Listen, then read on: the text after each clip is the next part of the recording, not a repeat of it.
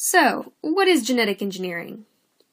Genetic engineering is when the genetic code of an organism is altered to produce a desired trait.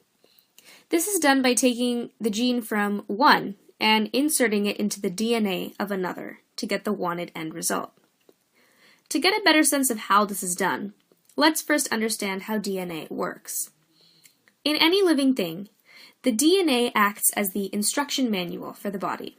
Certain genes code for certain proteins, which in turn make up all the different parts of the organism. Any trait that you can think of is coded by DNA. Now, once you know what codes for what, you can essentially use genetic engineering to sort of edit the parts that you want to some extent. All living things use the same DNA, made of the same 4 bases, so scientists can use special enzymes to kind of cut parts of the DNA from one living thing and sew them on to another. The result then is an organism that has a new gene and a new feature as a result of that gene.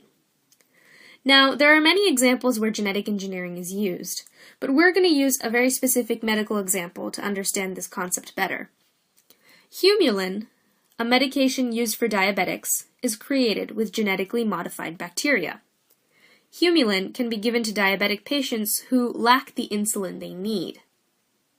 So how this works is scientists figured out which section of our DNA codes for insulin, and then found certain enzymes that cut that gene out. What they do is, using enzymes, they isolate that specific gene and then insert it into the DNA of bacteria. The result is a bacteria that now produces human insulin. And since bacteria replicate really fast, you can produce a lot of human insulin in very little time.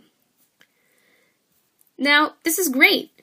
Genetic engineering poses huge potential in the field of science, providing us with new insight on how our genes work, and possibly even how we can make them better.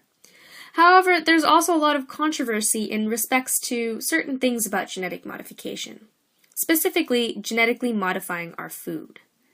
To learn more about GMO foods, check out our next video.